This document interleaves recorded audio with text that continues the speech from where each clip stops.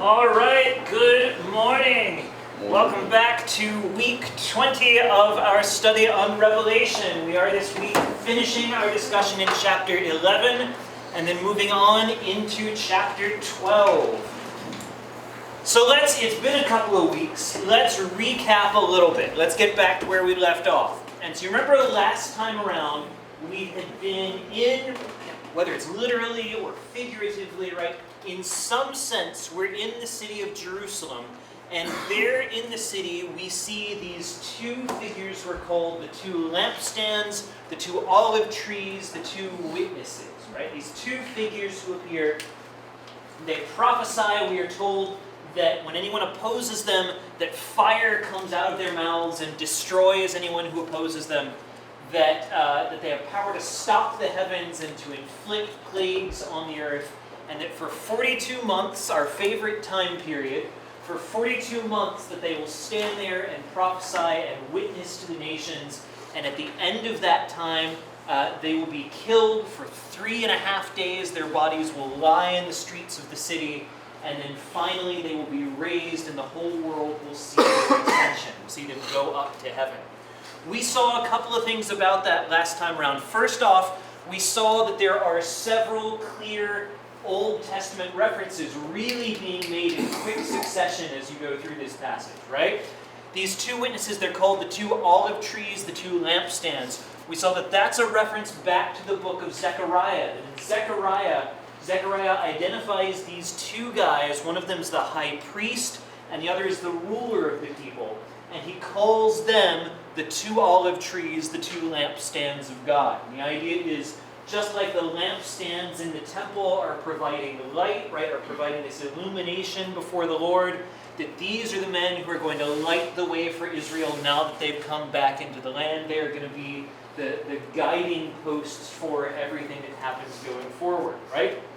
That's the first reference we see here. These guys, in the same way, they are a light, right? They're an illumination. They're a witness before the Lord and before the nations. Second, obviously, we see this idea of that they are calling down plagues on people, right? When you hear calling down plagues, who do we think of? Moses, right? That they are, some people would say one of these figures is literally Moses, that this is actually Moses come back. Some would say, no, he's speaking with the authority of Moses, right? Either way, there's a clear connection to Moses here. In the same way, we're told that they shut the heavens so it doesn't rain, which calls to our mind who? Elijah, right? Elijah also shuts the heavens for 42 months, right? That's one of the points we can go back to say this time period is significant. That's how long Elijah closes the heavens, or through Elijah, God closes the heavens and the rain doesn't fall. Clearly also in view here. And so several Old Testament figures get referenced for these guys in quick succession. Now that makes our job a little bit tricky as to figuring out what to make of them, right? Are these two literal people, maybe prophets who speak with the authority of these Old Testament figures? Are they actual Old Testament figures come back again? Is this something like the Mount of Transfiguration, where Moses and Elijah come and they stand with Christ? So Moses and Elijah hop in there and then go back to heaven, and then they're going to come back one last time. Are these not individuals at all, but are they stand-ins for something or someone else, right? Some other group that's being represented here. Okay, so we've talked about references for who the witnesses might be. Let me give you, and I think this is about where we left off last time, let me give you what have been some of the popular historic understandings within the church as to who these two figures are. As we said, actually Moses and Elijah is a very popular view, right? Again, the miracles clearly reference to them. We see Moses and Elijah together with Christ. Moses and Elijah are in some ways the main characters of the Old Testament, right? Or at least of kind of post-Israel Old Testament, right? The point where Israel's come into being as a nation. They're kind of the main characters. The oldest view we have in the church is that it's Enoch and Elijah, right? Enoch, from the very beginning of Genesis, from the genealogies from Adam down to Noah. Why Enoch? And I think we touched on this right as we finished off last time. We know very, very little about Enoch. There's really only one fact we have. What's the one fact? He doesn't die, right? The one thing we know about Enoch is he does not die. And so the argument here is there are only two guys in the Old Testament that we are told never die. One of the things we know about the two witnesses is they die, right? And so there's an idea that this may be that notion of, once for, that for every man it's appointed once to die, right? Here's the balancing of all accounts. These last two figures have a final death awaiting them, and then of course a resurrection, right? Others, as I've said, have said these are not two individual figures at all. One argument has been that the two witnesses that speak with power and authority are the Old and the New Testament, right? That these are the voices that God speaks into the world in these latter days, the testimony of the Old and New Testament standing together. Now, of course, the Old and New Testament don't literally consume their opponents with fire. They don't literally seal the heavens against rain. But the idea is that they are preaching these days of judgment. They are teaching this coming punishment even in the pages of Revelation. Others have associated it with Christians, notable Christians in history. Now, if, as in some perspectives, you're going to take every single thing that's bad in the book of Revelation and associate it with the Roman Catholic Church, that is not the perspective that we're pushing here, but it is a historic one, right? If that's your view, well then who are the good guys here? It's got to be the leaders of the Reformation, right? Maybe it's Martin Luther and Ulrich Zwingli are the two voices speaking prophetically here. Maybe we go back further. Maybe it's the apostles Peter and Paul standing and speaking before the world before they are at last killed, right? Crucified upside down according to tradition in Peter's case. Both, we believe, executed by the Roman authorities at some point at the end of their ministries. Maybe this is a reference to their work, their ministry on earth. Or again, maybe it's not individuals. Maybe this is something like the full witness of the church, the Jewish and Gentile church together witnessing to the world. Pretty good with that list, right? I leave anybody out? Anybody got one that I didn't cover here that you've heard? Thelma and Louise. Thelma and Louise. Sure, yeah. Abbott and Costello, right? I mean, just pick any two people who go together, right? We could just very generically say this is righteous religious leadership and righteous governmental leadership working together, right? Remember again, that's the idea of the two lampstands. If we emphasize that notion, maybe the idea here is just that this is all the spheres of life being brought under the authority of God, righteous governance in both ways pointing the way. I think for whatever view we take there, whoever we think those two witnesses are, we have to be able to make sense of that in the context of what we are told happens to them, right? Because the next verses of Revelation say, what happens? When they have finished their testimony, the beast that rises from the bottomless pit, and come back to him in a moment, will make war on them and conquer them and kill them, and their dead bodies will lie in the street of that great city that symbolically is called Sodom and Egypt, where their Lord was crucified. So, okay, let's pick some details here, right? First of all, they are killed and their bodies lie in the street. I have a hard time with the Old and New Testament interpretation when the next thing we are told is they are killed and their bodies lie in the street. Like, what symbolically is it saying? If it's saying, well, the Old and the New Testament are two witnesses who will be killed and lie in the street, what is that, right? I have a hard time making good sense of that as an interpretation. If it's the Jewish and Gentile church overall, again, I think that's tricky. If it's Peter and Paul, well, Peter and Paul, where is this? The great city that is symbolically called Sodom and Egypt, where their Lord was crucified. At least the last part of that seems pretty clear that this is at least referencing what city? Jerusalem, right? Maybe it's literal Jerusalem, maybe it's figuratively Jerusalem in some way, but either way, Peter doesn't die in Jerusalem. Paul doesn't die in Jerusalem. Yeah? How then is this the two of them? Martin Luther doesn't get killed at all, right? Nobody, I mean, Zwingli does, but nobody kills Luther. These seem like hard passages to fit to a bunch of these interpretations. You see what I'm saying? So look, I'll put my cards on the table here.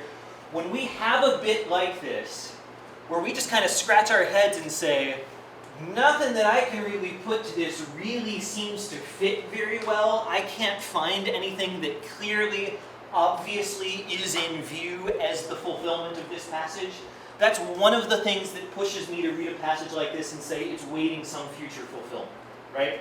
If this was some historic thing, I think it would be easier for us to go, aha, it's that thing that already happened. Right? I mean, look at Daniel. When Daniel prophesies particular historic empires, when he prophesies, Antiochus Epiphanes, we can look back and go, ooh, that's who that was. That's what that whole business was about. When I hit two guys here and nobody has any consensus on who they are or what's happening here, that makes me think maybe we wait a future fulfillment on that. Does that make sense? That's just where I am. But those are some of the views that different Christians have held at different points on this. Yes? You're probably getting there. And I want to know what you think, rather than all these interpretations. Because Dr. Jeremiah preached on this last week. And boy, I'd love to hear one, what you believe, and two, why you believe it. Yeah, so I would say what I just said, which is, I think there's a future fulfillment here. I think the most natural way to read, they prophesied, they died, their bodies lay in the street, and then they were raised, is these are two guys who prophesy, they get killed, their bodies lie in the street. Like, I don't want to move too fast there, but I think the most natural reading of it is, this is two people to whom this happens. There's so much detail there. It doesn't make a lot of sense to me if these are movements, or they are the testimonies of Scripture, or they are communities, or they are leadership in general. I just don't know how you read that in a strong, consistent way and say, yes, and then their bodies lie in the street for 3.5 days. I have a hard time reading that in a way so it makes sense. If it just cut off with, and they'll prophesy for 42 months, I think a bunch of these views are plausible. I have a harder time with those final verses there, figuring out how to make sense of those if it's not literally two dudes. Now, which two dudes is it? I don't have a darn clue. Okay?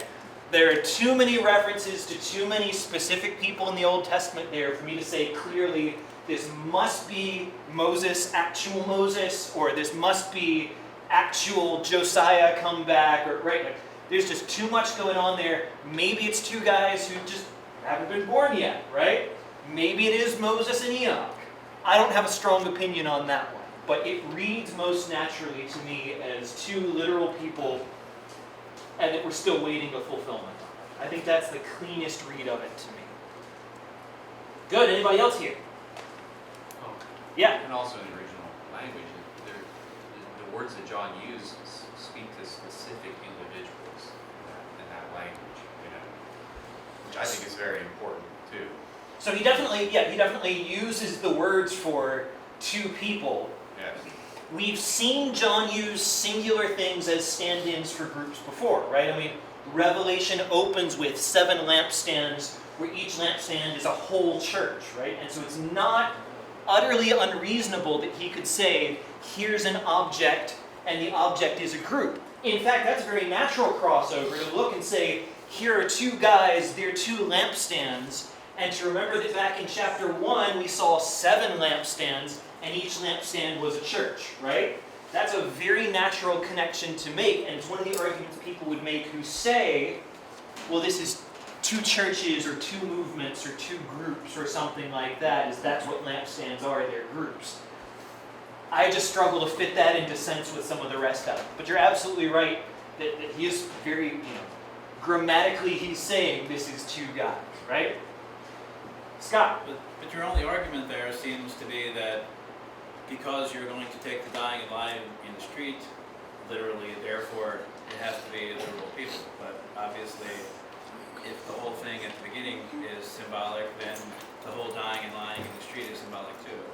Yes, but I have a harder time seeing what the dying and the lying in the street is symbolic of in a bunch of the symbolic interpretations. Like again, the Old New Testament I think is the hardest one for me to make sense of.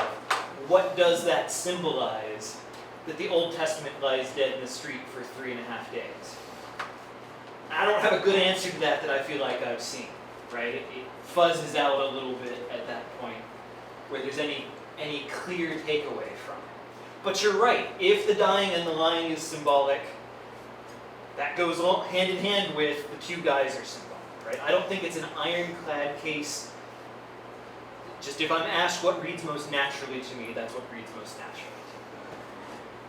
to me. Okay, so we've got a reference here to they are killed by the beast that rises from the bottomless pit. Who's that guy? Well, we've met him already. Back in chapter 9, remember we saw a star fallen from heaven to earth, right? This is back in the 5th trumpet being blown. There's a star fallen from heaven to earth. He is given the key to the bottomless pit, and he opens the pit, and all of these demonic locust figures come up out of the pit like a cloud of smoke, right? And they have as king over them, we're told, the angel of the bottomless pit, whose name in Hebrew is Abaddon, and in Greek he is called Apollyon. That's two different ways of saying the destroyer, right? And so many commentators would see here a figure of the devil, or at least of some kind of significant demonic force that's in view here. Again, it is a demonic power that's being described here now that's risen up out of the pit, that's been released for its season of vengeance on the earth, and now is wrecking that vengeance, right? Is destroying these two guys as part of that. But notice what happens. When does the beast of the pit kill them? When they're done, right? He does not interrupt any part of what God has planned here. They reach the end of their testimony. They have done the appointed period, and then the beast is permitted to kill them, right? At every step along the way here, we see that the demonic activity that's described, right, the powers of the devil that are being described as these great and terrible things, they are still leashed to God's timing and purposes. When does the beast of the pit come out? When God's ready to send down somebody with the key to it, right? When do the guys who speak get killed? They are killed when their testimony has finished. The purposes of the Lord still stand here. And indeed, their very death becomes a mockery of the nations that have gathered to observe them. Right? So they lie in the streets of the city for 3 days. 3.5 days later, as everyone celebrates around them, the breath of life of God enters them. They stand up on their feet. Great fear falls on those who see them. And a loud voice from heaven says, "Come up here." And they rise up to heaven in a cloud with their enemies watching. Again, this is one of those passages where I look at that and say, if that's a fully symbolic description, what are we fully symbolizing, right? What is the thing that's in view here? And so there are arguments that this is... Okay, so again, this goes a lot of different ways. I've seen post-millennial commentators who say, maybe this actually happened in the fall of Jerusalem. Right? Remember, post-millennialism says everything's about AD 70, the fall of Jerusalem, right? Some of them argue maybe this literally happened, we just don't have any record of it.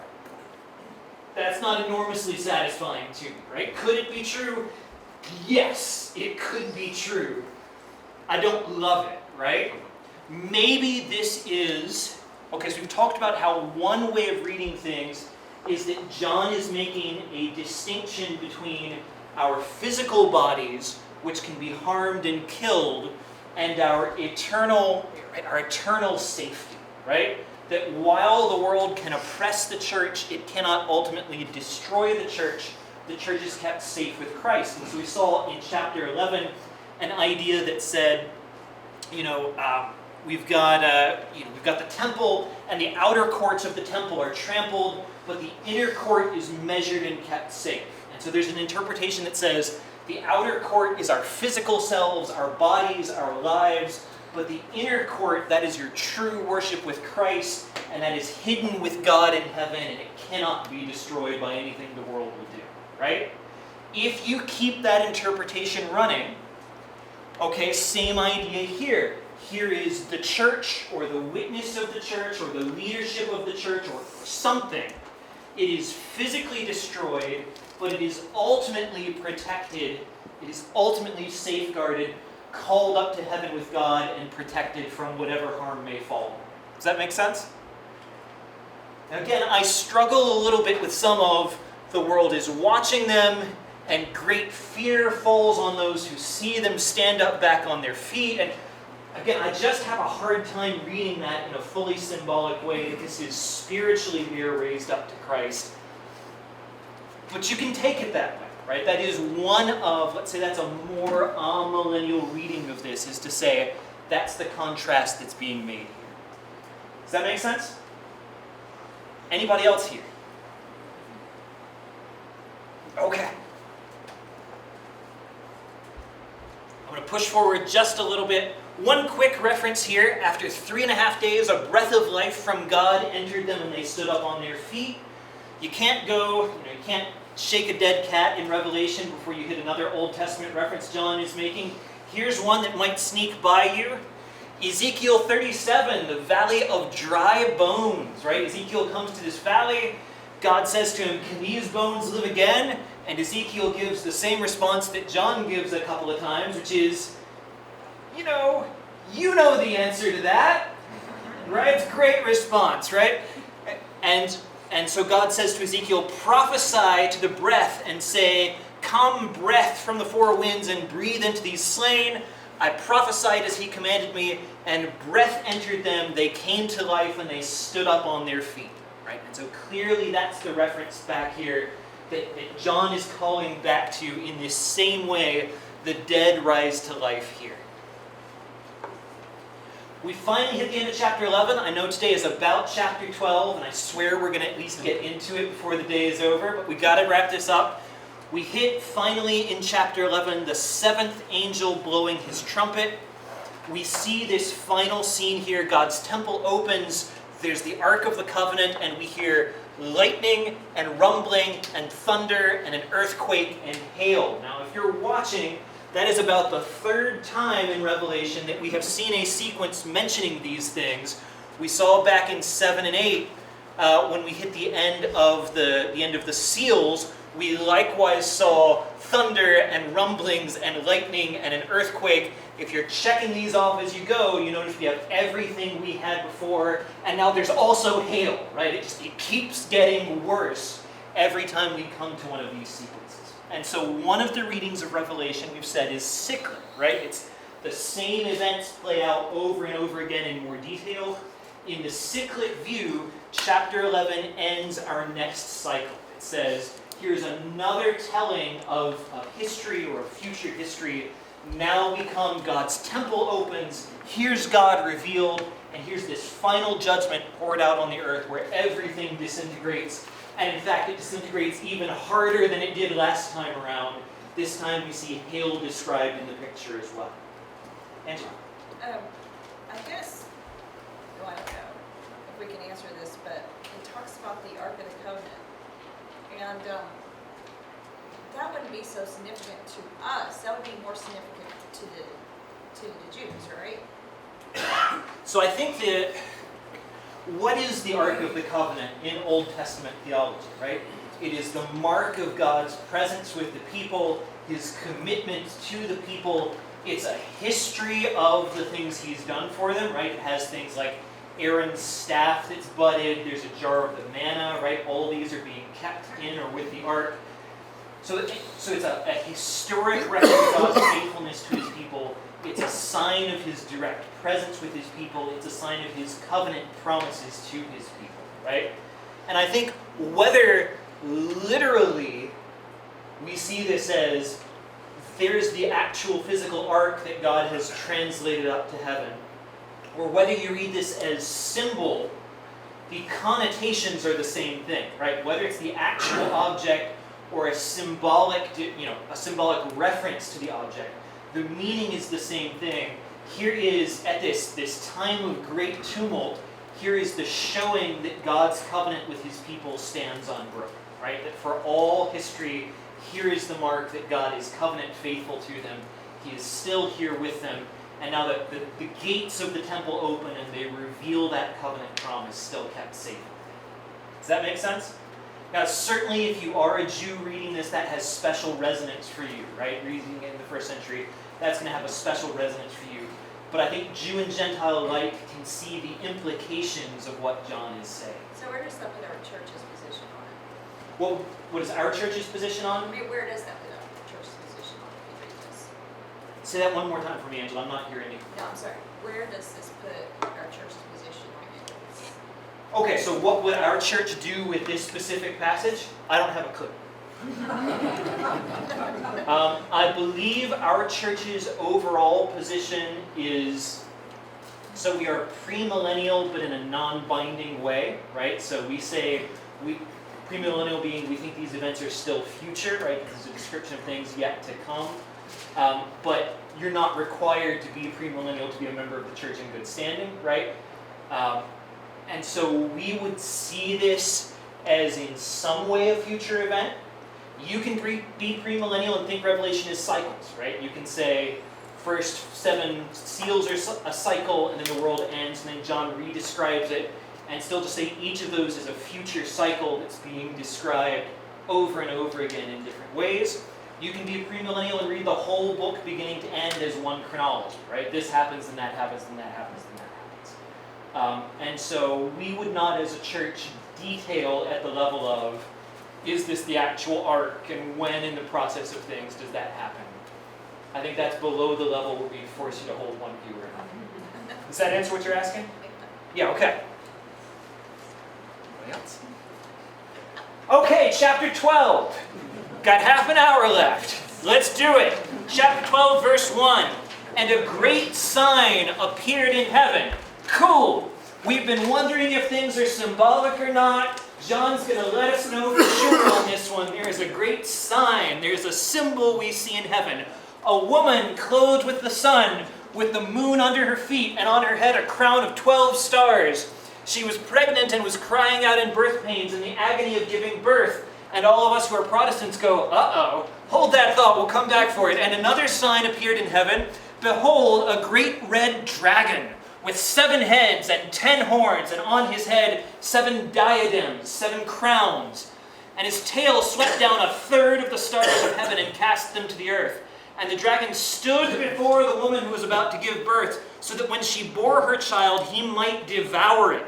And she gave birth to a male child, one who is to rule all the nations with a rod of iron.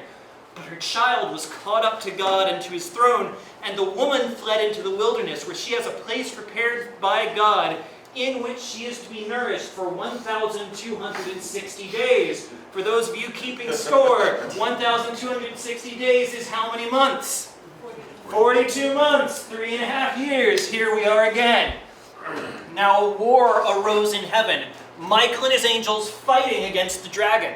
And the dragon and his angels fought back, but he was defeated, and there was no longer any place for them in heaven. And the great dragon was thrown down, the ancient serpent, who is called the devil and Satan, the deceiver of the whole world. He was thrown down to earth, and his angels were thrown down with him. And I heard a loud voice in heaven saying, now the salvation and the power and the kingdom of our God and the authority of his Christ have come, for the accuser of the brothers has been thrown down, who accuses them day and night before our God. And they have conquered him by the blood of the Lamb and by the word of their testimony, for they loved not their lives even unto death. Therefore rejoice, O you heavens, and you who dwell in them.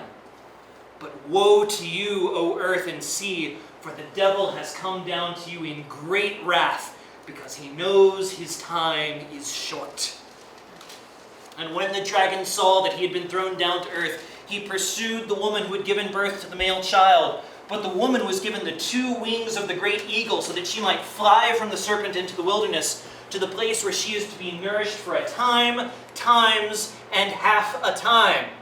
The serpent poured water out of it like a river out of his mouth after the woman to sweep her away with a flood. But the earth came to the help of the woman, and the earth opened its mouth, and it swallowed the river that the dragon had poured from his mouth. Then the dragon became furious with the woman, and he went off to make war against the rest of her offspring, on those who keep the commandments of God and hold to the testimony of Jesus. And he stood on the sand of the sea. Whew. Okay. We got 3 figures to identify here.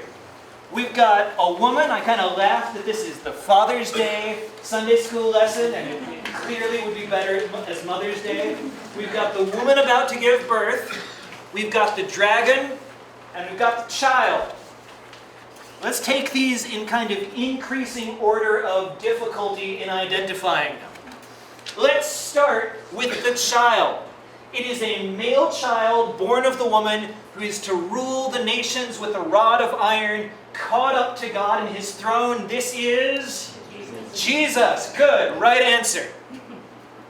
How do we know it's Jesus? Well, because in Psalm 2, we are told that the nations will plot against God, but all their plotting will be in vain. That God sits in heaven and laughs, and that in the end, the Lord says, "You are my son, today I have begotten you. Ask of me, and I will make the nations your heritage, your inheritance, and the ends of the earth your possession. And you will break them with a rod of iron and dash them in pieces like a potter's vessel." Right? We see this, of course, David in some sense is writing of himself as God's representative on earth, as the king of Israel in this time. But the Jews see this also as a messianic prophecy, and rightly so. Christ here is the ultimate fulfillment. You are my son, today I have begotten you. You will rule the nations with a rod of iron. I'm going to stop for a drink there before my voice goes entirely.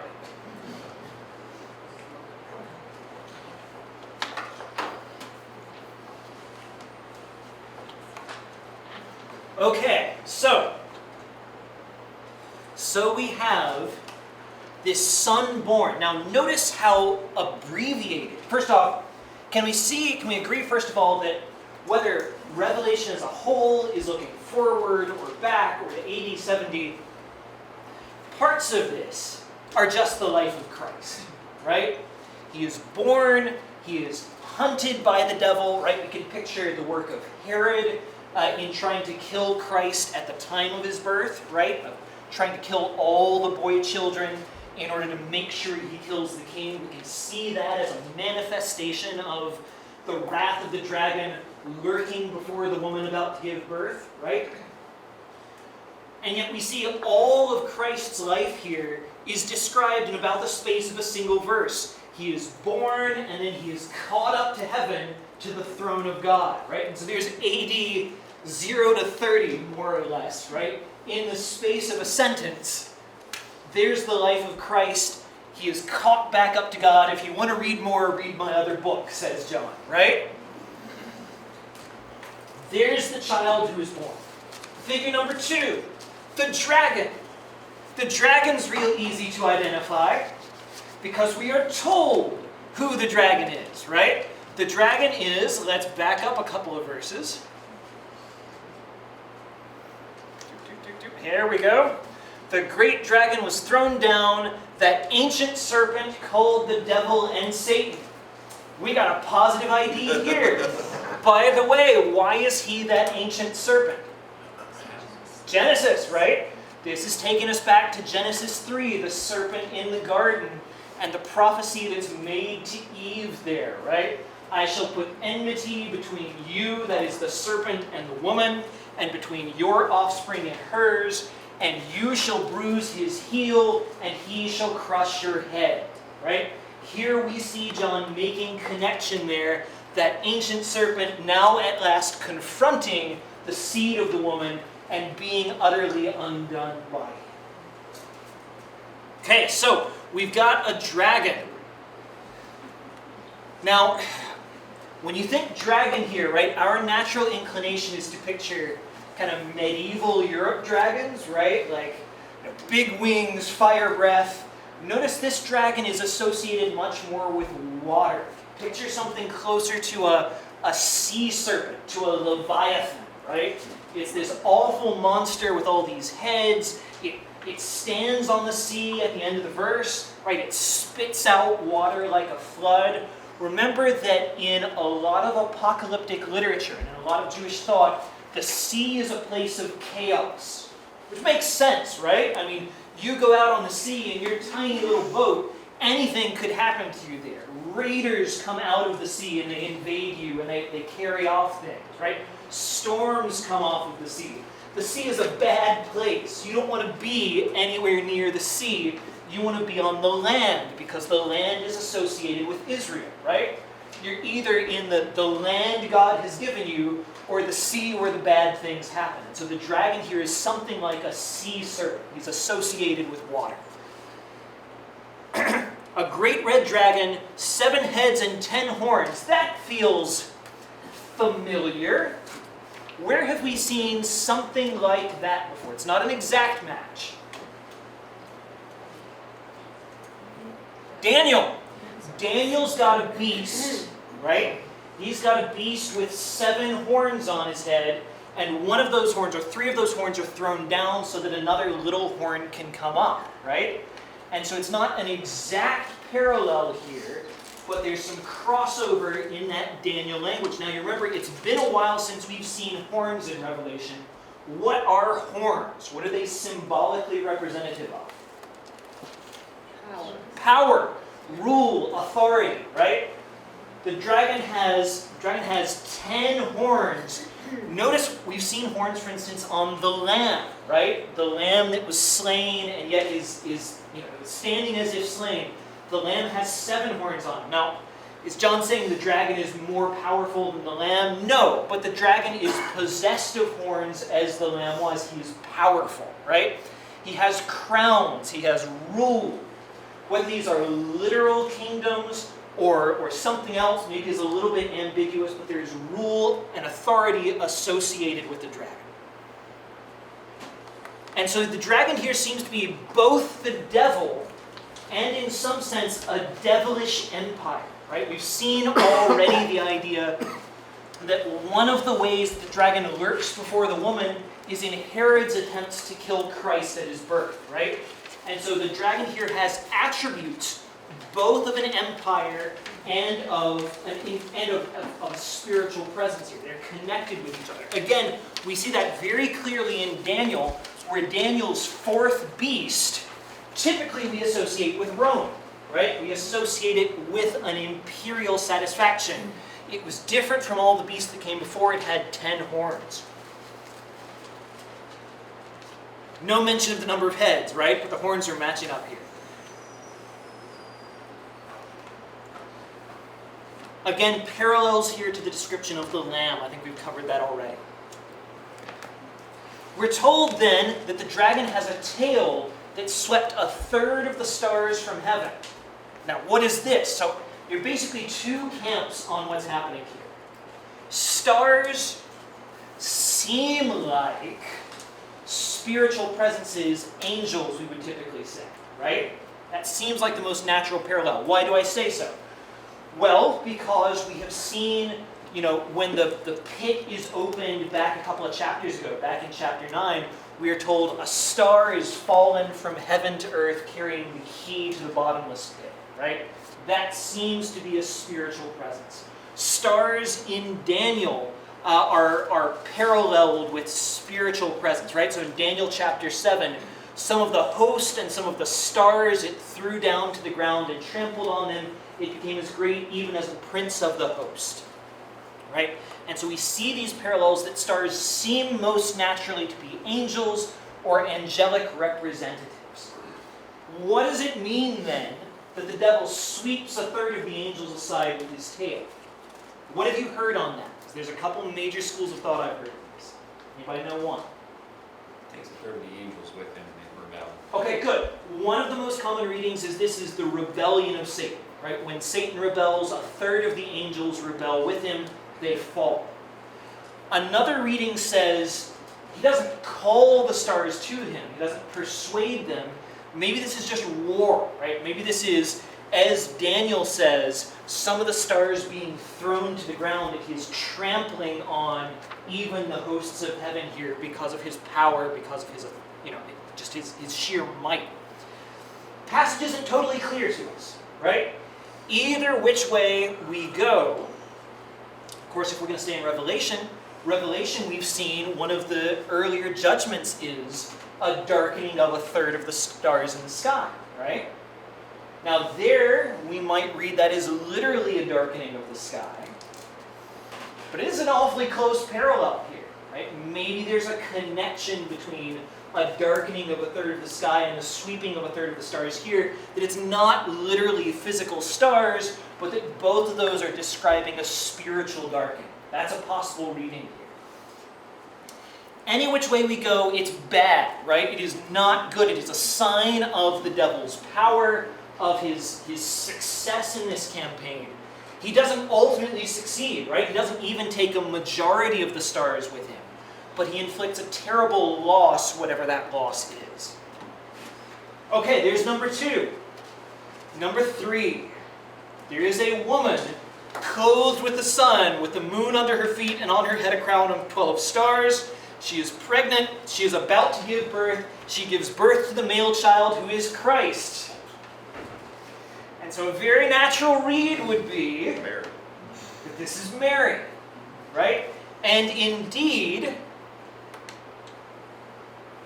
let's skip forward a couple of verses here, a couple slides here. Indeed, this is the way our Catholic brothers and sisters read the verse very directly. It is very common to find imagery of Mary as the Queen of Heaven. The sun, the moon, 12 stars about her head. Here is the devil's hatred of Mary, as indicated by all you Protestants out there, right? You are the proof of the devil's hatred of Mary because you've dishonored her by being Protestant, right? Now, if I think the folks who say, well, the Catholics are the bad guys in this book, if I think they're wrong, I also think this is wrong, right? I think there's some evidence that this is a bad interpretation of this passage. There are several things here that just don't seem to fit, right? For one thing, it's very difficult in a Catholic way to read this and then to read that the devil goes off to make war against the rest of her offspring.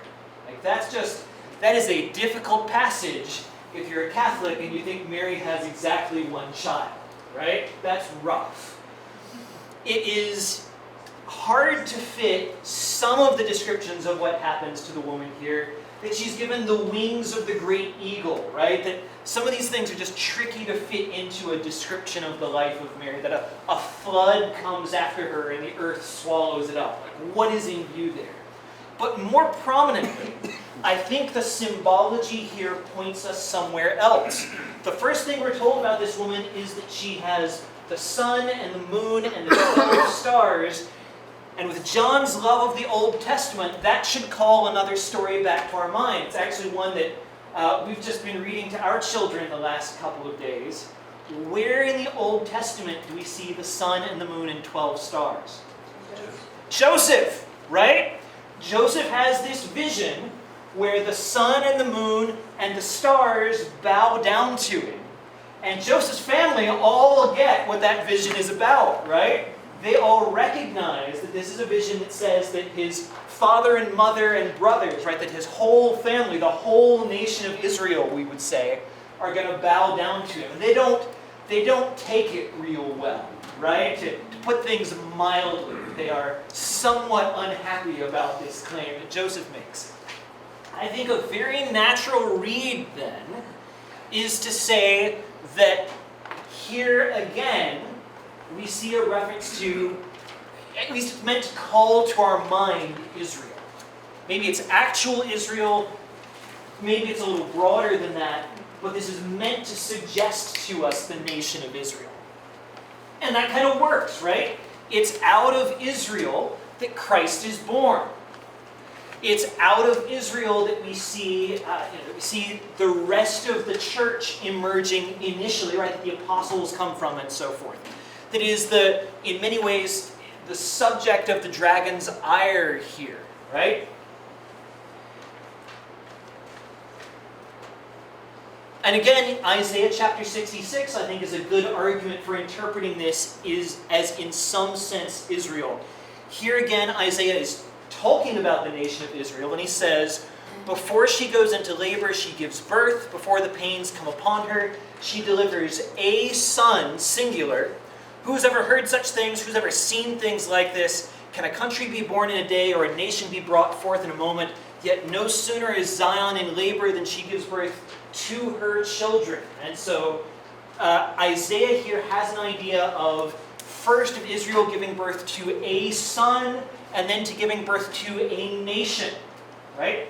Who is the nation to whom Israel gives birth? Well, we could see that as a final fulfillment that we are that nation, right? That we are, in a blink of an eye, suddenly there's this nation of people that God has called from every tribe and tongue to serve him as his people.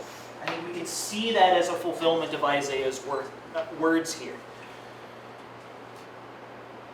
And so some options for this woman then. If this is meant to call Israel to our mind, in what sense is it meant to call Israel to our mind? So it might be that Israel here is a stand-in for the church as a whole, right? Doesn't Paul say, you are the Israel of God, right? Isn't there argument to say that this is the church that's being described, this is the woman? What is a problem with saying the church specifically is the woman in this vision? What makes that a little tricky?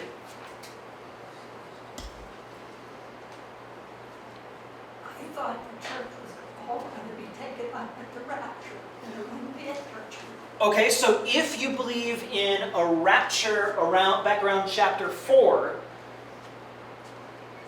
why is the church still here, right? Why is the church still undergoing persecution when they come to this point? That can be a confusion. Good. Of course, not all the views are going to hold to a rapture, right? And so if you don't hold to that, then there's no conflict here because the church is still around, right?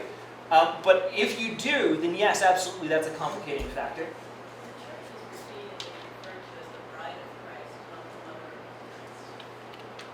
Yeah, the whole mother thing is rough here, right? Like, does the church give birth to Christ? It does not. Causation goes the other direction, right? And so I think that's a difficult perspective to say that the woman is the church specifically. Now, I think a little easier of a view is to say that the woman is God's covenant people across all history. That this is both God's followers within Israel across all time, and then continuing onward, it's the church going forward, right? That the church continues as the woman now, that wherever the people of God are, that's the woman. And in that sense, you could say the woman gives birth to the Son, gives birth to Christ. But then there's this verse at the end that says that the dragon kept persecuting the rest of her children. And if the church is God's covenant people, if the woman is God's covenant people across all time, who are the rest of her children? Right? Like if she's Israel and the church all in one big bundle, who are her other kids? I don't have a good answer for that, right? And so I think that one works better. You can say, well, her children are also the covenant of God, right? They're also God's people. But it's still a little messier. Right? And of course, a final reading would be to say, the thing that stands in for Israel here is, follow me on this, is Israel. Right? The woman is just literally the Jewish people, or whatever calling back of the tribes of Israel here. That this is, especially if you're going to read the 144,000 who are sealed as literal Israel, you're going to read this as that same people. And that's probably true whatever you do with the 144,000 who are sealed. If those are God's people of every tribe and nation, then here they still are, taken into the wilderness, given a place of protection. If you read that and you say, no, I think this is actually people of the 12 tribes of Israel, here's the 12 tribes of Israel again, given the wings of an eagle, they fly off to safety, God preserves them. But I think most commentators would read those two things as two ways of describing the same group. Does that make sense? Anybody there? Patrick?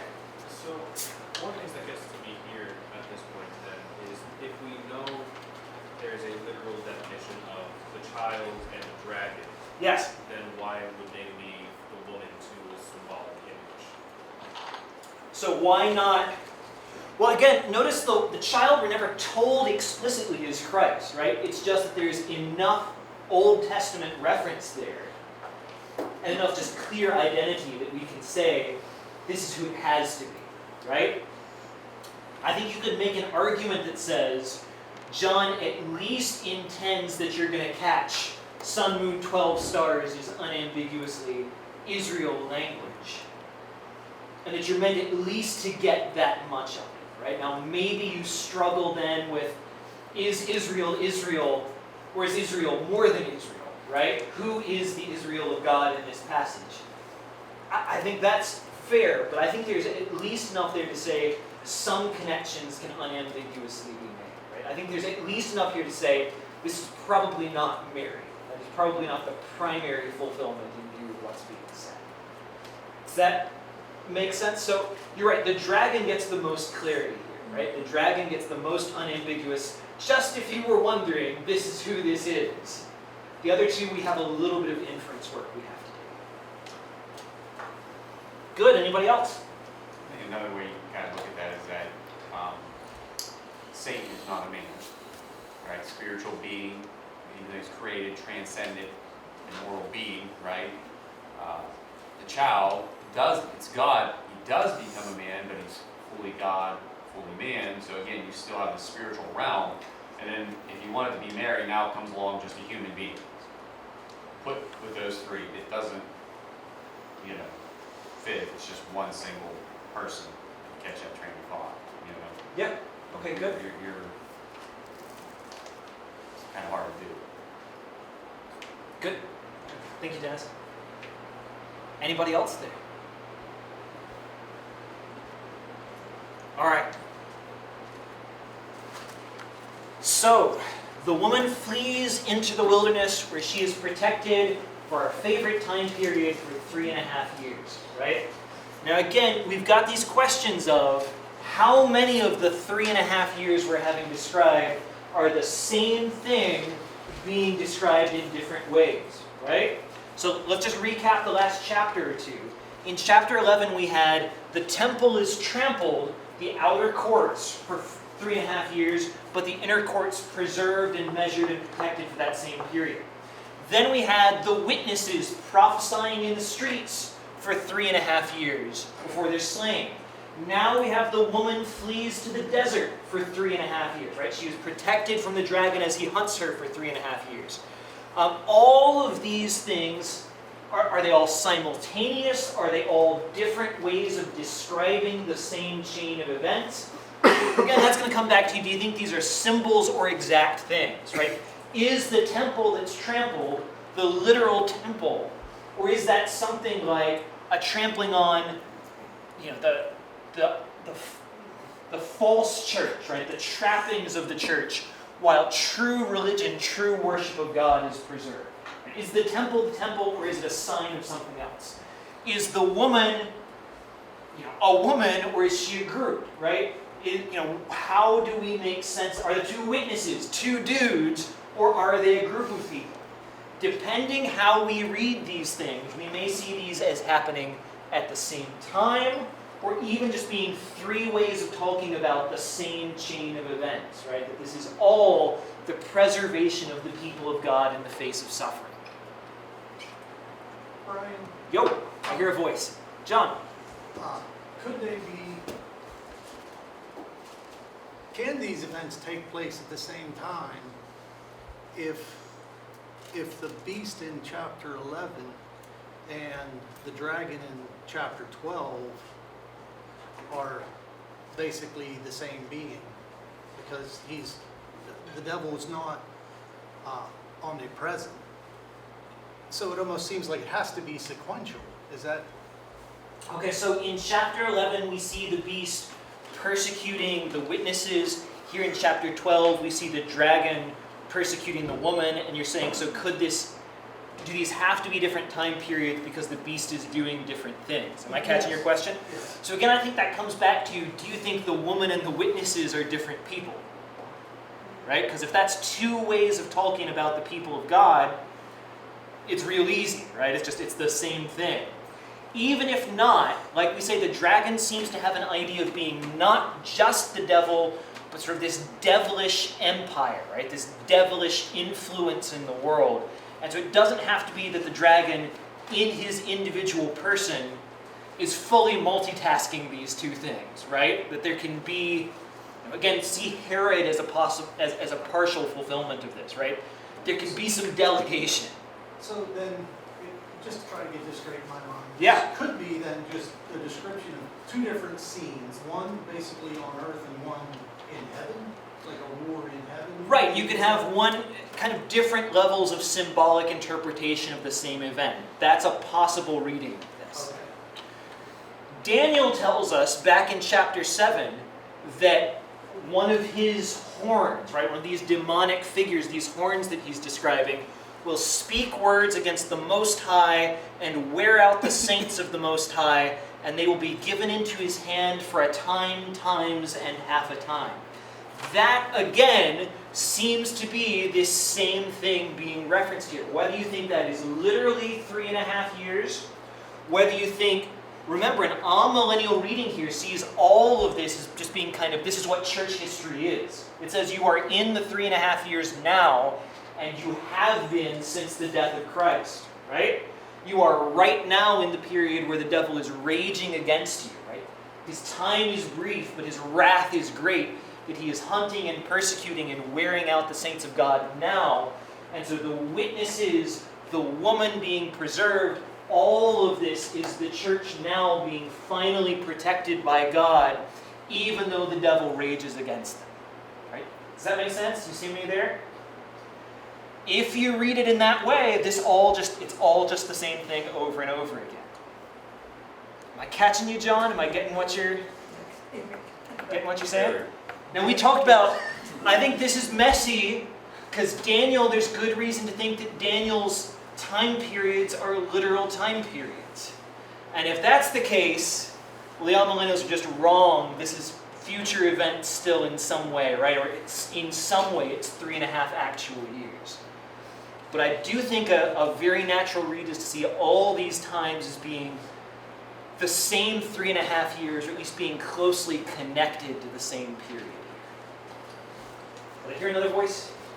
Hopefully it didn't say come up here, because that's more dramatic than we're looking for this morning. All right, so that gets the woman into the desert, right? The woman is preserved, she is protected from the dragon. The dragon stands on the shores of the sea, but he's not just standing around. He's got plans. We're going to come back for those plans when we return next week. I will see you then.